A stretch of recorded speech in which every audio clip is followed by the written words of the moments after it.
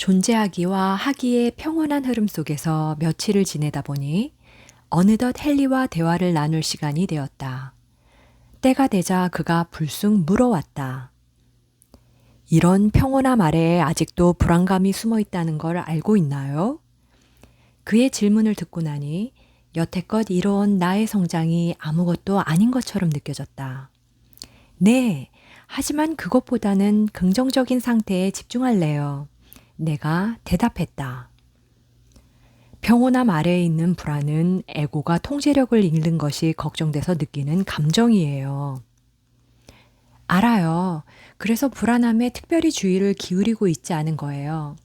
나는 내가 그다지 불안하지 않다는 걸 알고 있고, 지금은 그냥 보편의식인 사랑과 평화 속에서 휴식을 취하고 있는 중이에요. 현명한 태도예요. 헨리가 대답했다. 사랑과 평정심은 연습하면 연습할수록 강해져요. 그러다 보면 사랑과 평정심을 계속 유지하는 상태가 되지요. 두려움이 중심이 되는 삶에서 사랑이 중심이 되는 삶으로 바뀌려면 만물을 사랑해야 해요. 그것도 신의 일부이니까요. 당신이 내준 숙제를 해봤는데요. 나는 헨리의 피드백을 기대하며 말했다. 내가 원하는 것을 요청하고 그것을 꼭 받고 싶다는 집착을 버리고 중립적인 자세를 유지하는 숙제 말이에요. 이런 태도를 유지한다면 이루지 못한 소원 때문에 고통받지 않는다는 걸 깨달았어요. 고통받는다고 하더라도 아주 조금은 그럴 뿐이죠. 당신이 진짜 원하는 것으로 해봤어요? 그 편이 확실히 더 어려울 거예요. 몇 번은 내가 진짜로 원하는 걸 상상해봤죠. 내가 대답했다. 확실히 그게 더 어려운 것 같긴 해요. 그것을 가지는 것이 나에게 최선의 길인지 자꾸만 의심이 들었거든요. 나에게 가장 좋은 게 무엇인지 보편지능은 확실하게 알고 있을 테니 나에게 주어진 것을 받아들이는 게 맞는 것 아닐까요? 이런 갈등을 겪다 보니 내가 뭔가 놓치고 있다는 느낌이 드는데 그게 정확히 뭔지 잘 모르겠어요. 영적 법칙과 자기 제한적인 인생 각본 사이에서 막혀버린 거예요. 헨리가 대답했다. 영적 성장을 지향하는 사람들에게 흔히 생기는 일이지요. 자기 제한적인 인생 각본도 풍요보다는 빈곤에 집중하는 생각의 한 형태예요. 다시 말해 내가 원하는 것을 전부 가질 수 없고 그것을 요청하는 것은 영적인 것이 아니며 탐욕스러운 행동이다라는 거죠. 물론 무엇이 당신에게 최선인지 신은 알고 있다는 말은 맞아요. 하지만 당신에게는 자유의지가 있기 때문에 신은 당신이 원하는 것을 요청하기를 바라고 있어요. 그래서 원하는 것을 달라고 요청하면 신은 무엇을, 어떻게, 언제 당신에게 줄지 결정할 거예요. 오히려 요청하지 않는 것이 문제죠. 당신이 원하는 것을 가질 만한 가치가 없다는 생각은 그 어떤 부정적인 생각보다도 당신이 하는 요청의 중요성을 깎아내릴 거예요.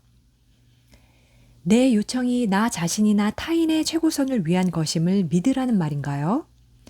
이걸 꼭 기억하세요. 헨리가 대답했다. 신의 또 다른 이름은 무한한 사랑이에요.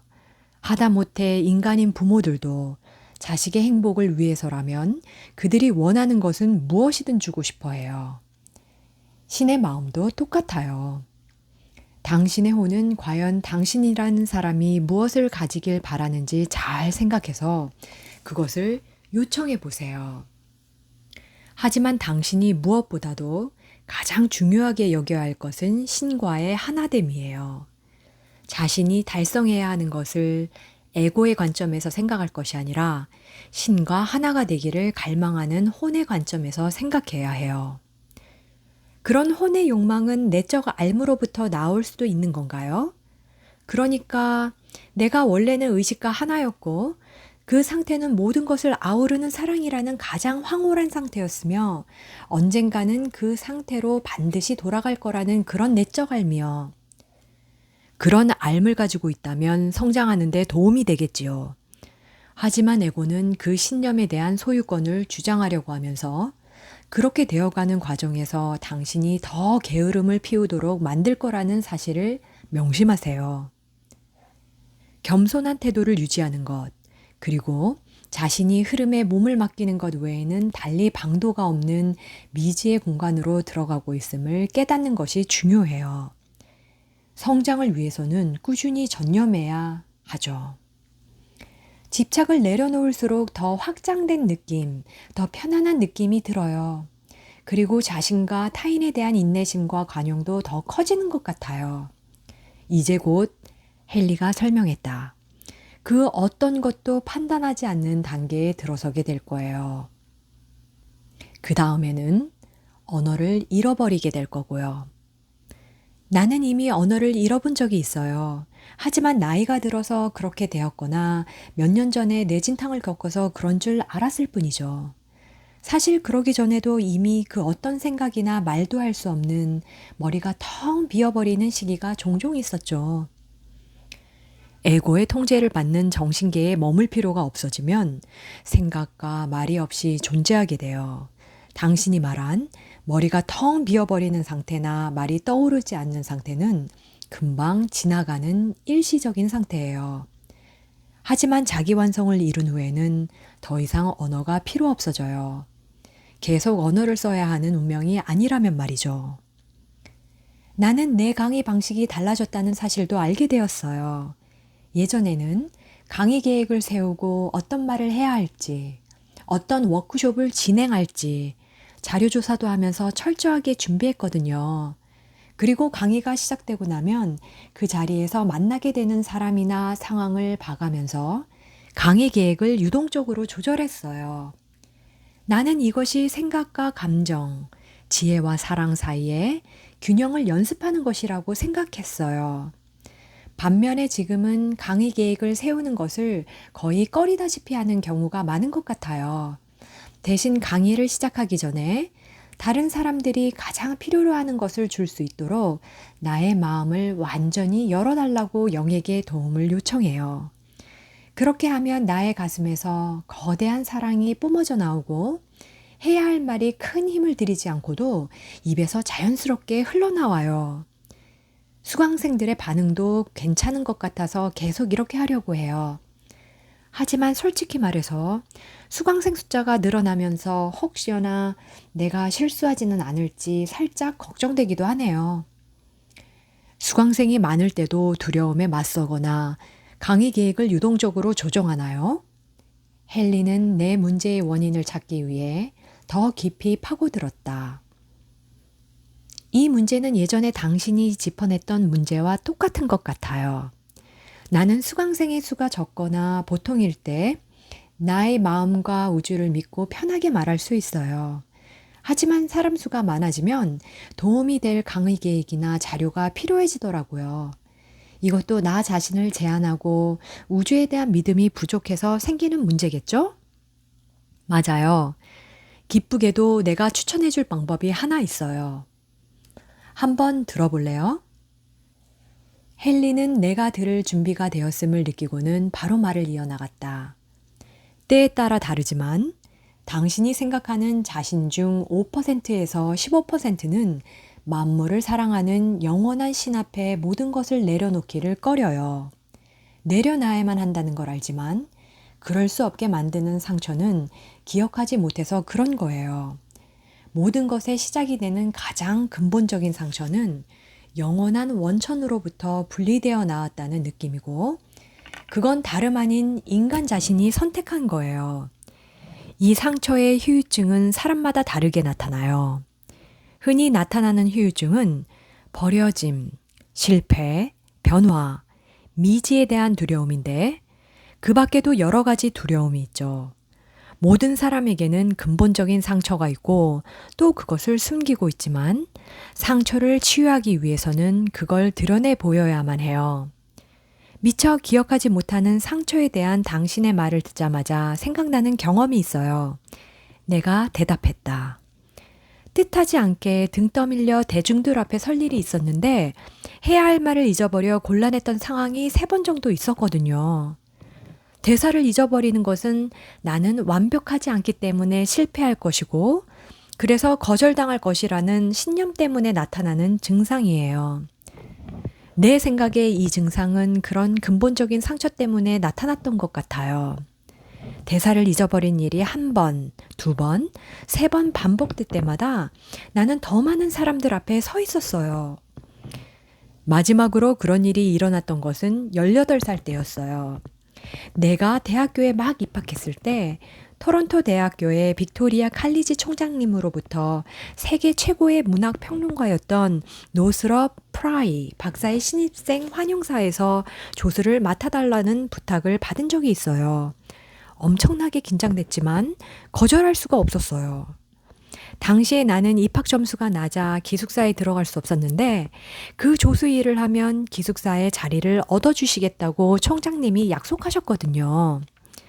결국에 나는 총장님이 지시했던 소개 멘트를 달달 외웠고 마침내 연설날이 다가왔어요.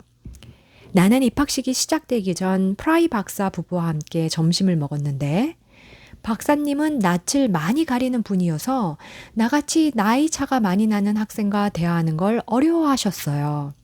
그래서 나는 박사님이 편하게 대화하실 수 있는 대화 주제 몇 가지를 꺼내봤어요. 나는 이때 이렇게 내성적인 분이 많은 사람들 앞에서 연설을 할 수 있다면 나도 할 수 있겠다 라는 생각이 들면서 마음이 편안해졌어요. 그래서 나는 제 역할을 잘 수행했을까요? 아니요. 나는 총장님이 정해준 오프닝 멘트를 잊어버렸어요. 다른 사람들이 정해준 말을 잊어버리는 패턴은 변하지 않은 거예요. 그래서 그냥 가슴에서 우러나오는 진심을 이야기했고, 그랬더니 소개 멘트가 술술 나왔어요. 해야 할 말은 우주가 정해준다는 걸 믿어야 한다는 것을 그제야 처음으로 배우게 된 거죠. 그래서 지금까지도 그런 식으로 강의를 하는 거군요. 그렇다면 지금의 강의 방식이 전과는 어떻게 다른지 얘기해 줄 수 있나요? 헨리가 물었다. 내가 볼 때 나는 스스로를 검열할 시간이 없을 때 위기를 더 잘 넘기는 것 같아요. 마음을 놓을 수 없을 정도로 내 안락지대에서는 완전히 벗어나 있을 때 나는 그 상황의 흐름에 따르면서 최선을 다하려고 해요. 다시 말해서 진정한 나 자신, 참나가 되는 거죠. 어쩌면 나의 혼, 그 자체가 되는 것일 수도 있고요.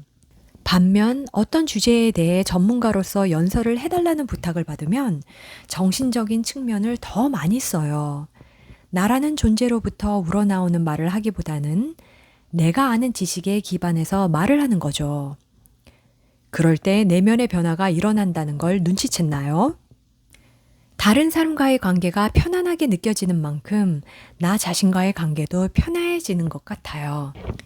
이제는 새로운 상황에 처해도 거의 불안하지 않아요. 모든 이들에게 가장 이로운 방향으로 일이 진행되리라고 믿거든요. 이런 강의나 저술 활동과 같이 내 경력과 관련해서 일어나는 일일 수도 있고 당신과 나만 알고 있는 상처받고 두려움 많은 내면의 부분에서 일어나는 일일 수도 있어요. 구름과도 같은 어떤 탁한 기운 같은 게 정화되면서 오래된 패턴의 옅은 흔적들과 잘못된 각본만 나에게 달라붙은 채 남아있는 거죠. 맞아요. 자신의 상황을 과장하지 않고 정확히 이해하고 있네요. 당신은 거만해지는 것을 경계하기 때문에 자신의 성장을 과소평가하는 경향이 있어요. 하지만 성장을 과소평가하는 것은 과대평가하는 것만큼이나 잘못된 태도예요. 내면의 나침반이 최종 목표를 가리키고 있고 그 목표는 당신이 그것을 갈구하는 만큼 강하게 당신을 앞으로 이끌어주고 있어요. 그러니 더 열심히 갈구하라고요. 재미있네요. 그 말을 들으니 떠오르는 일이 있어요. 이야기해도 될까요? 마음속에서 이야기를 시작해보라는 끄덕임이 느껴졌다. 때때로 나의 헌신이 부족하다는 느낌을 받을 때가 있어요. 작년쯤 어떻게 하면 더 헌신적인 사람이 될 수 있을지 고민하다가 깨달음을 얻은 구루 친구에게 그 고민을 털어놓았어요. 프라즈나파 라미타라는 그 친구는 내 질문에 웃으며 이렇게 대답했어요. 너는 헌신적인 사람이야. 네가 설립한 세계변화 기간에 지난 20년 동안 헌신해 왔잖아. 나는 그녀의 말을 듣고 놀라서 이렇게 대답했어요. 나는 헌신이 음의 성질을 가지고 있다고 생각해. 지금의 나보다 더 부드럽고 순종적인 느낌 말이야. 나는 음의 성질을 더 키우고 싶고 그런 쪽으로 더 헌신하는 태도를 가지고 싶어. 그러자 프라즈 나파라미타가 말했어요. 꽃뿐만 아니라 칼도 쓸 줄 알아야 진정한 영적 스승이야. 나는 친구가 재해석한 헌신이 무엇인지를 듣고 나서 내가 뭔가 부족한 사람이라는 생각을 말끔히 지울 수 있었어요. 그 덕분에 헌신하는 태도가 부족하다고 생각하지 않으면서도 음의 성질을 키우겠다는 목표를 여전히 지향할 수 있었죠. 음의 성질과 헌신의 차이를 깨달은 일화를 설명하던 중 헨리가 나의 회상을 끊었다. 헌신은 혼의 연료예요. 헨리가 말했다. 당신은 신을 사랑하기 때문에 신이 창조한 모든 존재를 사랑하고 그 모든 존재를 사랑하듯 자기 자신을 사랑하죠. 자기 완성을 이루기 위한 열쇠는 무조건적인 사랑이에요. 그 말을 들으니 생각나는 게 있는데 내가 대답했다. 최근에 나 자신에 대한 오래된 이미지가 완전히 바뀌어 버린 일이 있었어요. 원래 나는 어떤 상황에서든 모두를 더 사랑하겠다는 목표를 오랫동안 가지고 있었어요. 그런데 올해 생일 파티 때 내가 충분히 사랑하지 않고 있다며 나 자신을 심판하고 있음을 우주가 보여줬어요. 내 생일 파티를 주관한 지인이 내 인생의 여러 분야에서 알게 된 내 수강생들과 친구들을 초대해서 나의 어떤 점이 가장 감사한지 이야기를 나누는 시간을 마련했어요. 나는 그들이 내가 다른 사람들에게 얼마나 도움이 되는지, 얼마나 지혜롭거나 유머 감각이 좋은지 이야기할 거라고 예상했어요. 그런데 예상과는 다르게 사람들은 내가 얼마나 많은 사랑을 베풀고 있는지에 대해 얘기했어요. 내가 오랫동안 나 자신에 대해 잘못된 인식을 가지고 살아왔던 거죠. 내가 사랑을 베풀고 있고 더 이상 그 사실을 증명할 필요도 없다는 걸 깨달은 순간 나 자신에 대한 잘못된 인식은 완전히 사라졌어요. 그 순간은 나 자신을 사랑하는 마음을 유례없을 정도로 크게 키워준 아름다운 순간이었어요. 사랑이 가득했던 그때를 떠올리니 내 안의 사랑이 다시 홍수처럼 밀려오는 것 같았다. 헨리는 내가 그 사랑을 느낄 수 있게 기다려주며 잠시 말을 멈췄다.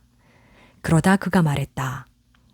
당신이 사랑과 감사, 연민을 느끼면 두뇌와 육체로 엔도르핀이 마구 솟구쳐 더 큰 행복을 느끼게 돼요. 조건 없는 사랑은 자신과 타인에 대한 사랑을 더 크게 만들어요. 타인에게 그 어떤 기대도 하지 않고 자신에게도 아무런 요구를 하지 않으니까요. 그러면 에고는 완전히 힘을 잃고 부정적인 사념체도 사라지게 돼요. 더 큰 사랑을 하면 할수록 어려운 상황에 처해도 불안함을 덜 느끼게 되더군요. 내가 의식의 흐름에 따라 움직이고 있다는 것이 축복받은 일이라고 느껴졌어요. 아직 의식과 하나가 된 건 아니지만 긴장감을 더 놓아주면 에고라는 껍데기는 사라질 거라는 느낌이 들어요. 사랑과 긍정적인 그분은 DNA가 편안히 늘어져 있도록 해줘요. 헨리가 덧붙였다. 반대로 두려움, 불만, 질투, 분노 DNA를 움츠러들게 만들어서 당신이 질병에 더 취약해지게끔 만들죠.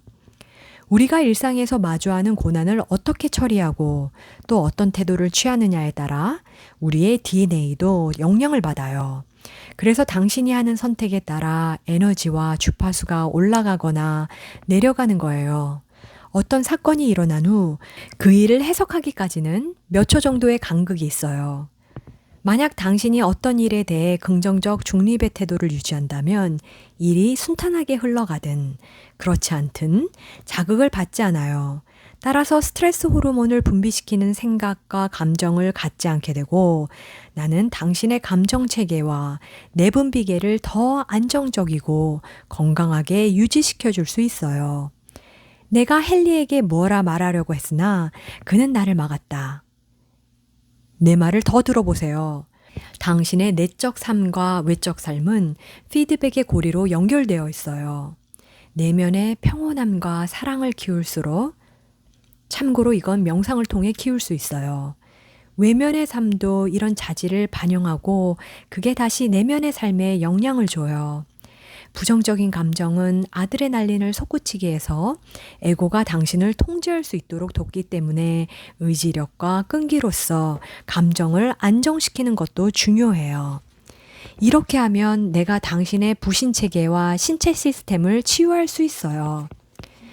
당신의 조언은 대부분의 상황에서 큰 도움이 돼요. 내가 말했다. 하지만 어떤 선택을 내려도 좋은 결과가 나올 거라는 기대를 도저히 할 수 없을 정도로 어려운 상황에 처하기도 하잖아요. 만약 헨리가 말했다.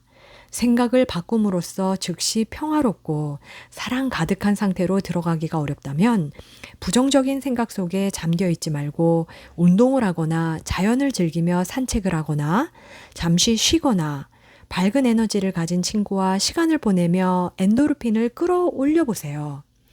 스트레스의 원인이 되는 상황으로부터 잠시 신경을 껐다가 어떻게 하면 그것을 긍정적으로 뒤집을 수 있는지, 그렇게 할 수 없다면 어떻게 해야 상황을 있는 그대로 받아들일 수 있을지 통찰이 생겼을 때 다시 이 문제로 돌아오는 거예요. 사랑해야 한다는 집착이 생길 수도 있나요? 나는 헨리에게 물었다. 에고가 그런 것도 시도할 수 있지 않을까요? 에고는 나, 내 것이라는 느낌을 키우기 위해서라면 무슨 짓이든 해요. 무조건적인 사랑의 핵심은 자신이 사랑과 친절을 베풀고 있음을 상대방이 알아주기를 바라지 않는 데 있어요. 이런 느낌은 집착을 만들어내거든요. 대신 당신의 모든 행동에 사랑이 흐르도록 하면 당신이 곧 사랑이 돼요. 신에게 모든 것을 맡기세요. 그러면 연민의 마음이 더 커져서 당신을 통해 흐를 거고 동시성과 기쁨, 평화와 내면의 행복은 흘러넘치게 될 거예요. 의식으로 되돌아가기 위한 여정에서 특별히 신경 써야 하는 또 다른 건 없나요? 내가 물었다. 누구에게나 각자 부족하거나 과도하게 발달된 자질이 있는데 그건 인간이 생각을 통해 만들어내는 상태에 따라 달라져요. 헨리가 대답했다. 좀 더 자세히 설명해 줄 수 있나요? 과거와 현재를 반성하고 앞으로 피해야 하거나 더 연습해야 하는 것을 알면 도움이 될 것 같아서요. 헨리는 대답을 하기 전에 잠시 생각을 했다. 어떻게 해야 가장 큰 도움을 줄 수 있는지 고민하는 것 같았다. 예전에도 이런 얘기를 나눈 적이 있었죠. 마침내 그가 입을 열었다. 에고의 속임수 중 하나는 당신이 계속 더 많은 정보를 원하게끔 만드는 거예요. 깨달음을 얻는다는 게 마치 퍼즐을 맞추는 일이라도 되는 것처럼 말이에요. 하지만 당신은 절대로 모든 조각을 가질 수 없고 때가 되면 머릿속의 회전목마에서 뛰어내린 다음 이제 그만이라고 단호하게 말할 줄도 알아야 해요. 오늘은 이쯤 하고 오늘 나눈 대화 내용을 복습하는 게 좋겠어요. 헨리와의 대화를 끝마친 후 며칠 동안 나는 사랑에 관해 곰곰이 생각해 보면서 나의 어떤 부분에 여전히 그림자가 드리워져 있는지 살펴보았고 내가 베푸는 사랑이 더 커졌다는 사실을 자축했다. 나는 내가 스스로에게 더 너그러워졌다고 느꼈고 잘못을 저질렀다고 해서 나 자신을 질책하거나 벌하지 않았다. 이와 동시에 보편의식에 대한 나의 헌신은 더욱 커졌고 그 덕에 나는 더 큰 행복을 느낄 수 있었다. 삶을 참되게 살아갈수록 내가 맡은 역할과 책임은 더 이상 해야만 하는 어떤 것이 아니라 그저 유동적인 것으로 느껴졌다. 나는 온전히 현존하는 삶을 살아가면서 현재가 펼쳐지는 것을 관찰할 수 있었고 현존하며 살고 싶다는 생각이 점점 더 강해졌다. 현재를 살아감으로써 기존의 존재 방식은 사라져갔고 불안도 줄어들었다. 생각과 감정 사이에 있는 내면의 공간이 더 넓어지면서 나는 나의 불안이 대개 부정적인 생각과 직접적인 연관이 있다는 것을 알게 되었다. 예컨대 내가 전보다 더 현존하며 살아가고 있음을 알아차리면 해야 할 일을 할 시간이 별로 없다는 불안이 뒤따라왔다. 이런 불안을 통해 나는 에고가 나를 넘어뜨리기 위해 긍정적인 느낌에 대응하는 부정적인 느낌을 만들어낸다는 사실을 알게 되었다. 하지만 에고가 환상 속에 계속 머무르게 만드는 수단일 뿐임을 알게 된 지금, 에고는 내가 감당할 수 있을 정도로 줄어든 것 같았다. 나는 에고를 그저 고집 센 장난꾸러기 어린아이 정도로 받아들이기로 했다. 그러자 큰 노력을 들이지 않고도 에고를 어떻게 대해야 할지 자연스럽게 알게 되었다. 나는 우주의 안내에 감사함을 느끼고 보편적 사랑을 인식하면 에고의 힘이 약해지고 에고 배후에 있는 환상의 힘도 약해진다는 사실을 알게 되었다. 또 가끔 나의 몸에 불안이 파도처럼 밀려올 때면 나는 깊은 심호흡을 통해 긴장을 풀어 그것을 완전히 해소시킬 수 있었다. 지금 내가 거쳐가고 있는 영혼의 여정 이야기를 다른 사람들에게 들려주면 그들의 여정에도 도움이 될 것이라는 생각이 점점 더 강하게 들었다. 예전의 나였다면 다른 사람에게 내 생각을 들려주기 전에 그것이 정말 옳은지 확신이 생기기 전까지 기다렸을 것이다. 이건 역시 내가 깨트리고자 하는 오래된 패턴이었다. 실패와 거절에 대한 두려움이 이 오래된 패턴에 스며들어 있었기 때문이다. 계속되는 나의 여정에 대해 글을 쓰고 말을 함으로써 우주에 대한 나의 신뢰는 더 깊어지고 있었다.